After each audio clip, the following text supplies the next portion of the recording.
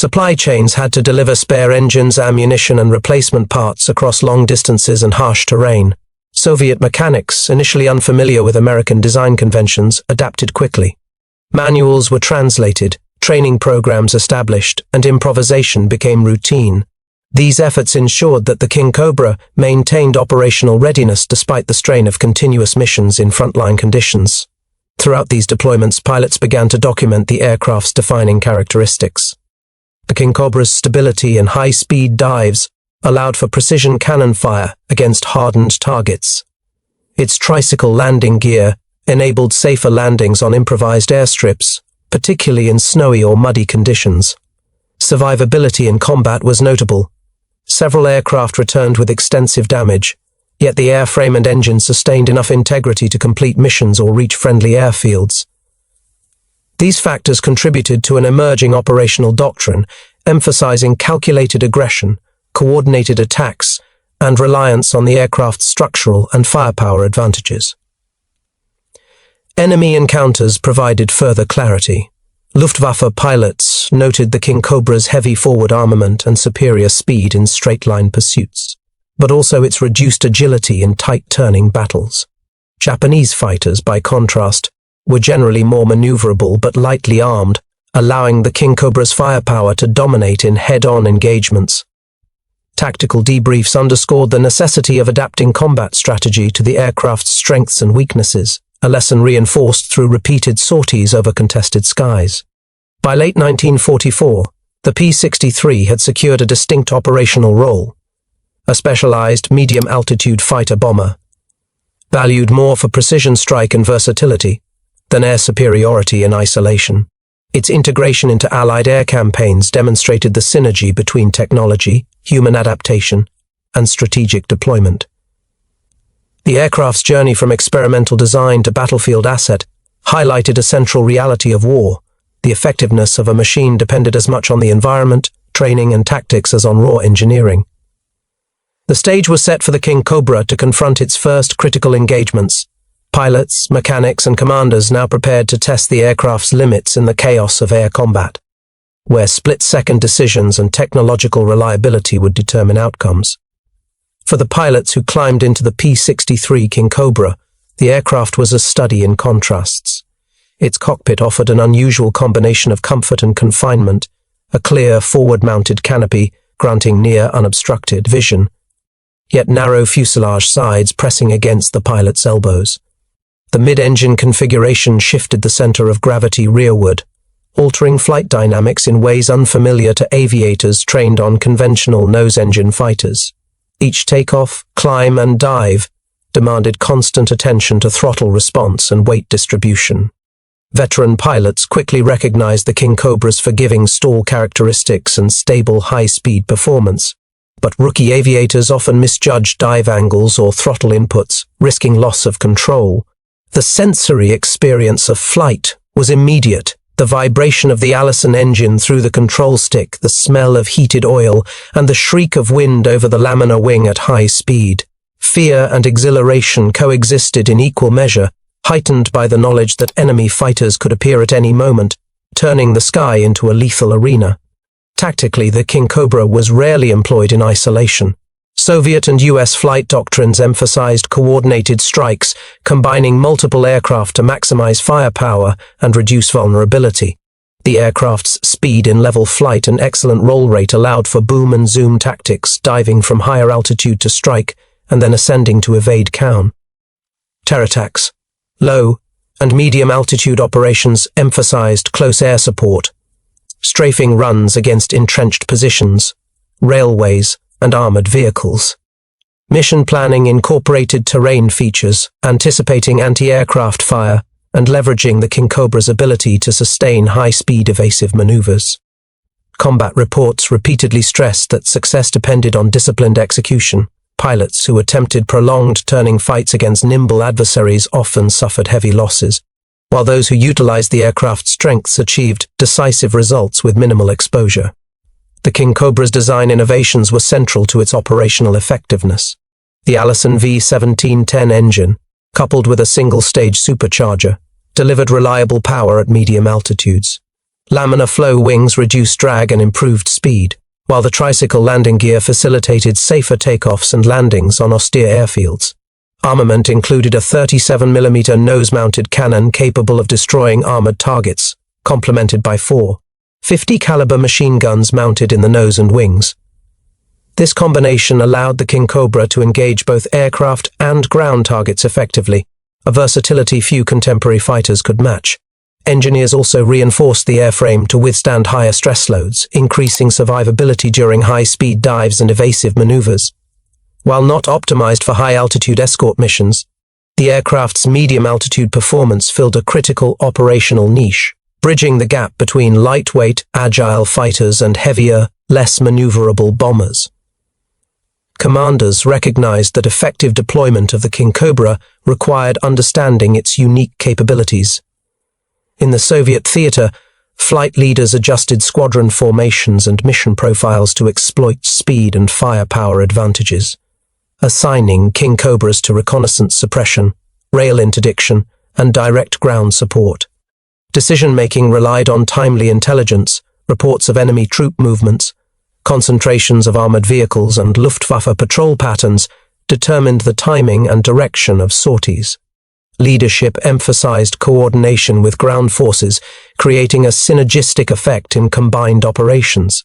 Experienced commanders also mentored younger pilots, conveying lessons in throttle management, dive angles, and tactical positioning that maximized survivability and lethality. German Luftwaffe pilots quickly learned the Kingcobra's attributes in combat. Though unfamiliar in direct engagements, reports highlighted the aircraft's speed in level flight and potent forward armament. Bf-109s attempting tight-turning dogfights often found themselves disadvantaged against a Kingcobra employing boom and zoom tactics. Japanese pilots in limited Pacific encounters observed similar trends.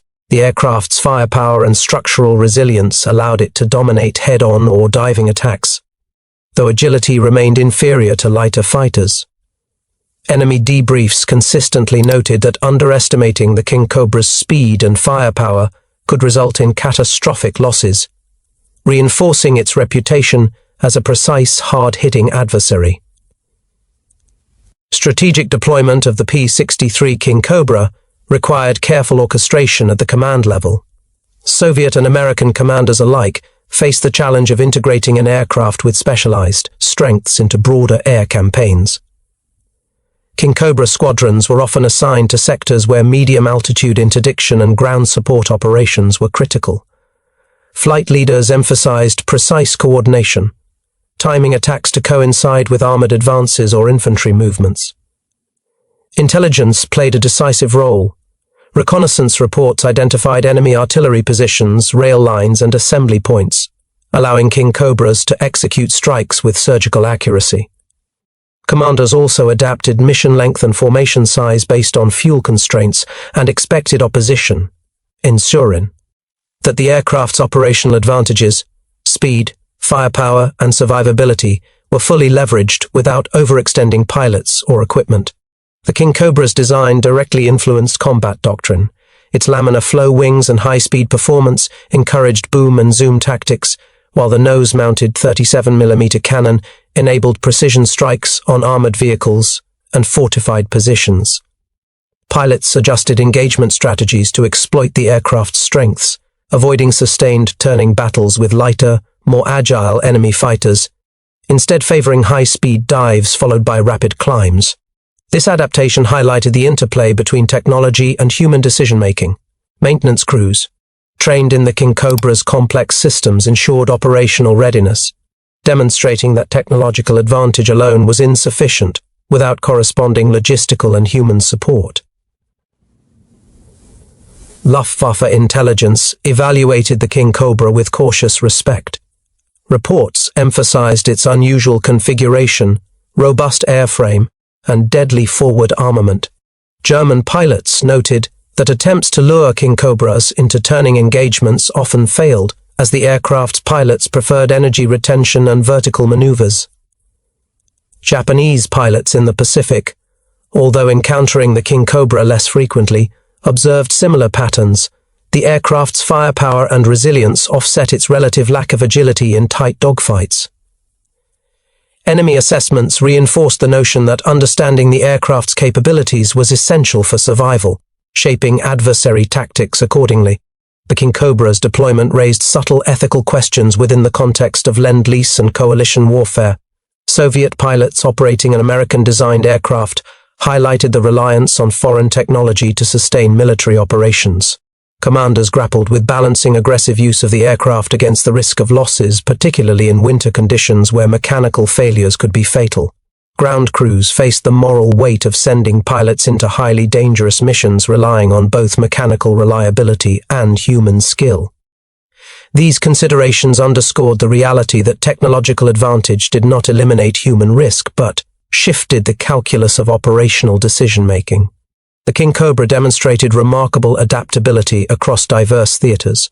In Europe, it engaged Luftwaffe fighters while supporting ground offensives, leveraging speed and firepower to disrupt enemy formations and protect advancing Soviet units. In limited Pacific operations, pilots exploited its stability and cannon armament against lightly armored Japanese aircraft, providing both escort and ground attack capabilities. Adaptation was key. Pilots modified engagement approaches based on environmental conditions, enemy behavior, and mission objectives. The aircraft's combination of versatility, precision, and resilience enabled it to perform effectively despite being deployed outside its original design expectations. Lessons learned from Kingcobra operations influenced broader air combat doctrine. Commanders codified effective tactics, emphasizing energy management, precision attacks, and coordination with ground forces. Training programs incorporated insights from field experience, preparing new pilots to exploit the aircraft's strengths while mitigating vulnerabilities. Maintenance and logistical innovations developed to support Kingcobra units established standards for sustaining high-performance aircraft under extreme conditions. These practices extended beyond the P-63 itself, shaping post-war fighter strategy and highlighting the symbiotic relationship between technology, human skill, and operational planning. The Kingcobra's story, viewed through multiple angles, human, tactical, technological, leadership, enemy response, and ethical context, reveals a layered picture. It was not merely a machine of war, but a catalyst for adaptation demanding skill, strategic foresight, and disciplined execution. These dimensions converge to define the critical moment, the aircraft's first high-stakes engagements where theoretical advantages were tested against the unforgiving reality of combat. March 1945. The Eastern Front was a frozen corridor of destruction, stretching from the Oder River to the remnants of German defensive lines. Soviet forces were advancing relentlessly, and the Luftwaffe, though weakened, remained a persistent threat to both ground troops and supply lines.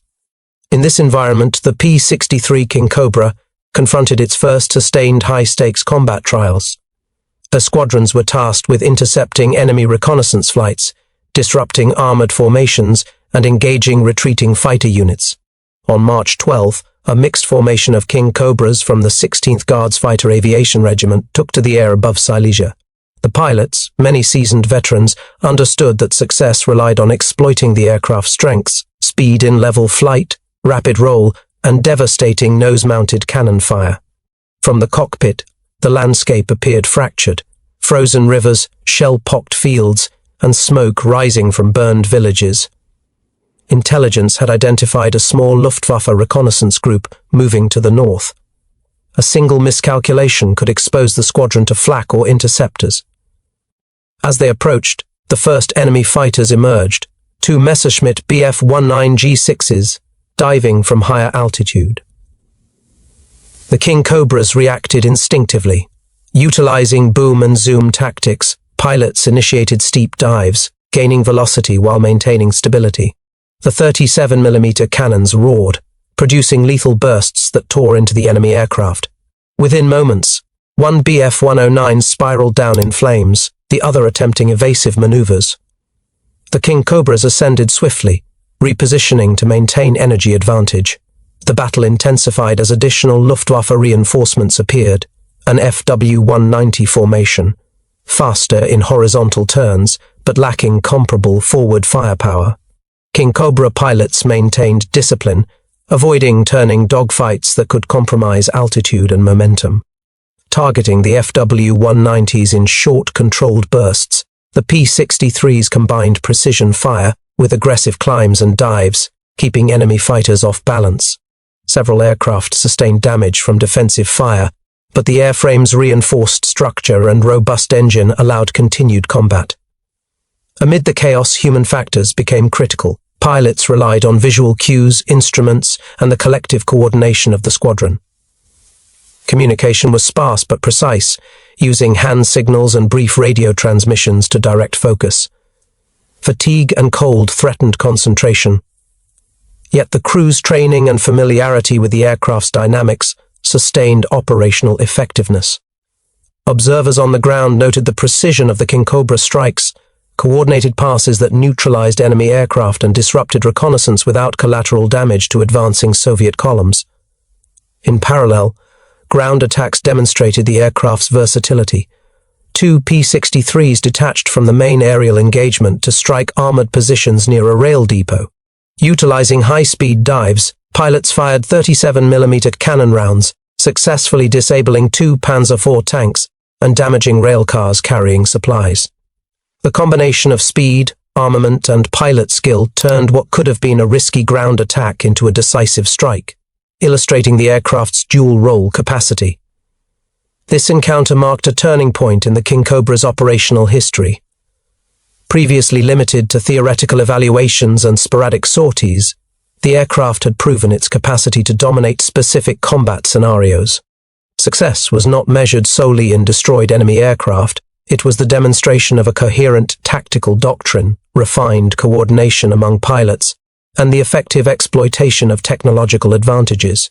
Each engagement reinforced lessons from testing and previous operational experience, validating both design choices and training methodologies. By the end of March 12th, the Kingcobras had achieved a clear operational success. Enemy reconnaissance was disrupted, armored threats reduced, and the squadron returned with minimal casualties, despite sustained enemy fire. Reports highlighted not only the aircraft's capabilities, but the human skill required to realize them. Commanders immediately recognized the implications. The Kingcobra could be used strategically for interdiction missions, providing reliable medium-altitude superiority where speed, firepower, and pilot discipline converged. The engagement also revealed remaining limitations. High intensity, prolonged dogfights with multiple agile fighters could strain both aircraft and pilot. Mechanical stresses accumulated rapidly, emphasizing the need for meticulous maintenance. Yet these vulnerabilities did not diminish the aircraft's immediate impact. Rather, they defined parameters for optimal deployment. The events over Silesia set the stage for subsequent, larger-scale engagements, where the Kingcobra's strengths would be tested under even greater pressure. Pilots, mechanics, and commanders now faced the challenge of scaling these tactics across multiple fronts, while maintaining effectiveness against increasingly desperate enemy resistance. April 3, 1945. The skies over Upper Silesia were a battleground of smoke, ice, and steel. Soviet forces pressed westward toward the Oder River, and Luftwaffe units, though depleted, attempted to mount a defensive aerial screen to slow the advance.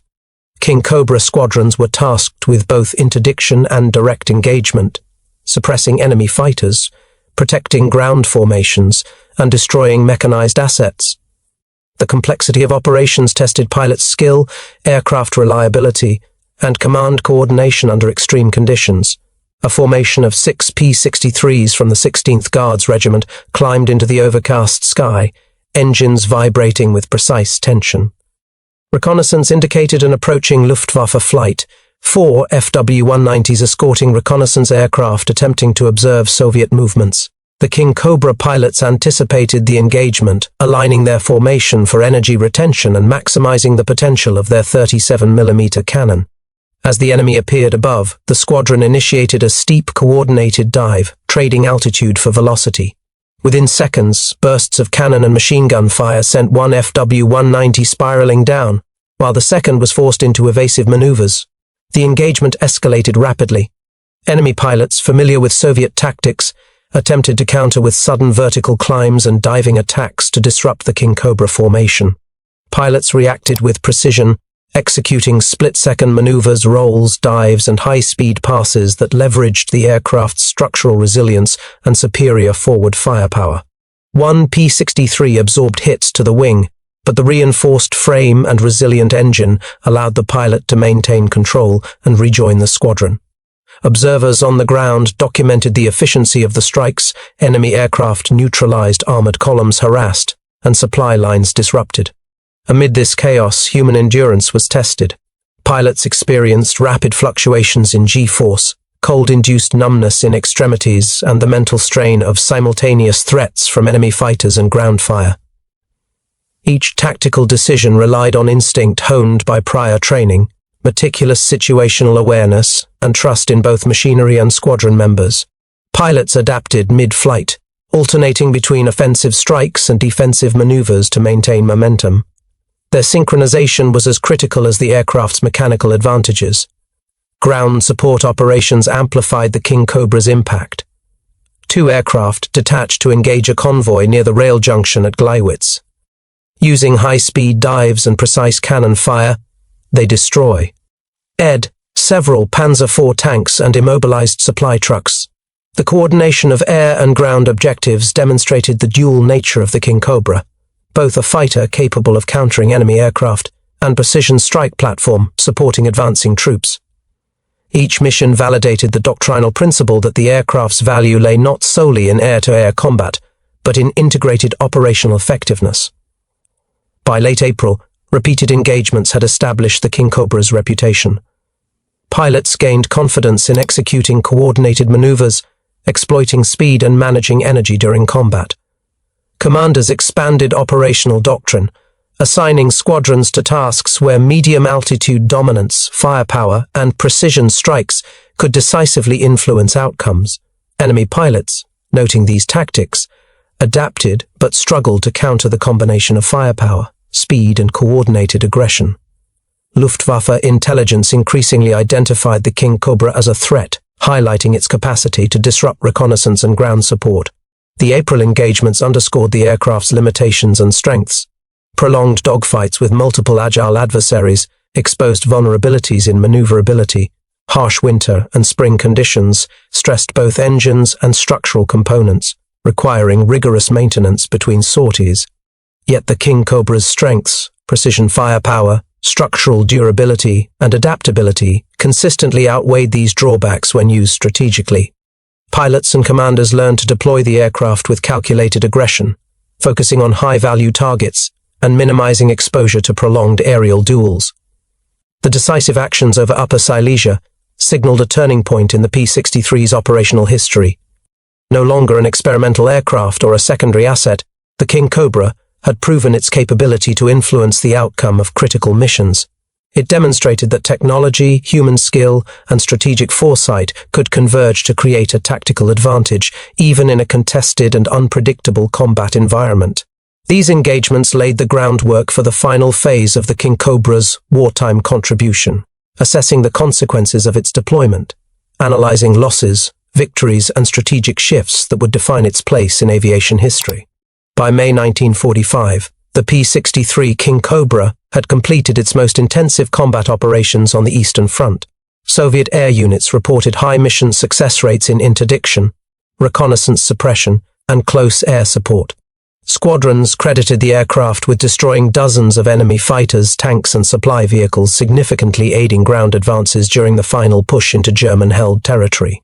Operational reports highlighted that the Kingcobra's combination of firepower, speed, and durability enabled it to achieve these results, despite harsh weather, rugged terrain, and persistent enemy resistance. Pilot accounts emphasized both achievement and cost. Many described the aircraft as reliable under fire, yet physically demanding to operate. Long missions in sub-zero temperatures and over battle-scarred landscapes tested endurance. Some aircraft returned heavily damaged, bearing flak holes in wings or fuselage, but the reinforced structure and engine resilience allowed pilots to land safely. These experiences underscored the aircraft's survival advantages, while demonstrating that combat efficiency depended equally on human skill and mechanical reliability. From a strategic perspective, the Kingcobra contributed less to air superiority in the traditional sense and more to operational flexibility. Its medium-altitude performance allowed squadrons to conduct precision strikes where heavier bombers could not penetrate or where agile enemy fighters could dominate lighter aircraft. Soviet commanders valued the aircraft for its ability to disrupt German reconnaissance, destroy armored targets, and provide cover. 4. Advancing infantry units. Its operational niche was clear, a specialized asset that excelled in tactical engagements rather than large-scale aerial dominance. Maintenance and logistics were crucial in sustaining the aircraft's effectiveness. Lend-lease deliveries required adaptation by Soviet mechanics unfamiliar with American design conventions. Manuals were translated, repair protocols standardized, and spare parts managed across long supply chains. Despite initial difficulties, field reports indicated that operational readiness rates remained high, demonstrating the importance of technical support in maintaining frontline capability. These logistical successes ensured that the Kingcobra could operate continuously in extreme conditions without compromising mission objectives. Enemy forces recognized the Kingcobra's impact. Luftwaffe reports noted the aircraft's heavy forward armament and superior energy retention during dives and climbs. Pilots recorded losses to Kingcobra squadrons, particularly during coordinated interceptions and ground support missions. While high-altitude performance remained a limitation, the aircraft's role in medium-altitude engagements and precision strikes had shifted tactical calculations for German defense units. Its presence forced adjustments in Luftwaffe deployment patterns, illustrating that even a numerically limited fighter could influence operational planning through technological and tactical advantage. The cumulative effect of Kingcobra operations also informed broader doctrinal lessons. Pilots and commanders refined coordination strategies, emphasizing energy management, boom and zoom tactics, and the integration of air and ground objectives. Reports from these missions were later incorporated into post-war training programs, influencing approaches to fighter-bomber employment, tactical flexibility, and precision strike principles. The operational record by May 1945 confirmed the Kingcobra's strengths: high-speed attacks, precise firepower, structural resilience, and versatility across mission types. Limitations in high-altitude maneuverability and extended dogfights highlighted areas for tactical adaptation rather than fundamental design flaws. In practice, the aircraft had achieved its intended operational niche, validating both American engineering and Soviet tactical employment. These outcomes set the stage for assessing the full scope of consequences, the scale of destruction inflicted, losses incurred, and the strategic shifts prompted by the Kingcobra's deployment across Eastern Europe. By the close of hostilities in Europe, the operational record of the P-63 Kingcobra had crystallized into a detailed account of effectiveness, resilience, and strategic contribution. Soviet records indicate that Kingcobra units flew thousands of sorties between late 1944 and May 1945, engaging both Luftwaffe fighters and ground targets. Estimates suggest dozens of enemy aircraft were destroyed in aerial combat, while dozens of armored vehicles and logistical assets were neutralized during ground support operations. The aircraft's role in supporting the rapid Soviet advance into German-held territories contributed to minimizing casualties among advancing infantry and mechanized formations. Pilot reports reinforced the aircraft's reputation for reliability under extreme conditions. Even when heavily damaged, many Kingcobras returned to base safely, a testament to the reinforced airframe and robust Allison V1710 engine. Crews often recounted missions where critical components were struck by anti-aircraft fire, yet the aircraft maintained controllability, allowing pilots to execute emergency landings. These survivability metrics were critical in maintaining operational tempo, enabling squadrons to sustain continuous pressure on retreating enemy forces. Strategically, the Kingcobra's contributions were both tactical and psychological. Enemy reconnaissance units faced persistent disruption, armored. Columns became vulnerable to precision strikes, and Luftwaffe pilots were forced to modify engagement tactics. The aircraft's presence altered the operational environment, compelling German forces to anticipate medium-altitude attacks and maintain additional air cover for vulnerable positions. Such adaptations drew resources away from other sectors, demonstrating the Kingcobra's capacity to influence broader operational calculations despite its limited deployment compared to other Allied fighters.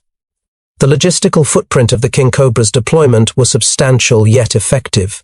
Lend-lease deliveries required extensive coordination, with spare parts, ammunition, and technical manuals distributed across remote bases.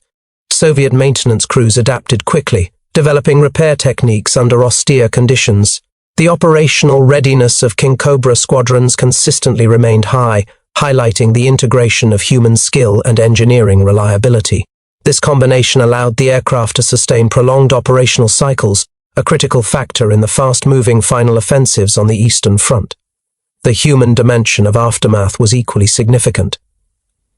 Pilots documented the physical and mental strain of continuous combat missions, the challenges of extreme weather, and the discipline required to maximize aircraft performance. Veteran flyers emphasized that mission success depended not solely on machine capabilities, but on precise coordination, timing, and tactical judgment. Ground crews, often working under severe pressure, became essential to sustaining the aircraft's effectiveness, reflecting the interdependence of human and technological elements in combat operations. In the post-war evaluation, the Kingcobra's performance influenced both Soviet and American assessments of fighter design and deployment.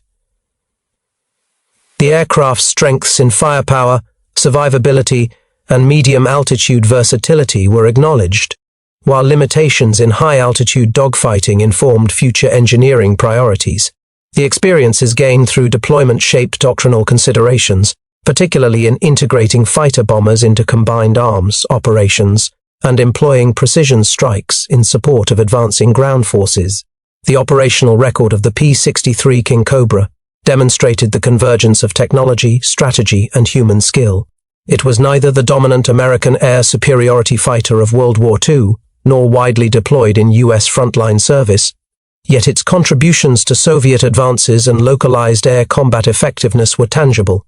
Its presence altered enemy tactics, enabled coordinated strikes against critical targets, and showcased the value of aircraft designed for specialized operational niches rather than general-purpose dominance. This period closed the combat chapter of the Kingcobra's wartime history, setting the stage for reflection, the aircraft's legacy, the human stories intertwined with its operational record, and the broader implications for aviation history and post-war military doctrine. The P-63 Kingcobra occupies a unique position in World War II aviation history. Conceived as an evolution of the P-39 era Cobra, it was never intended to dominate skies alone, but to serve as a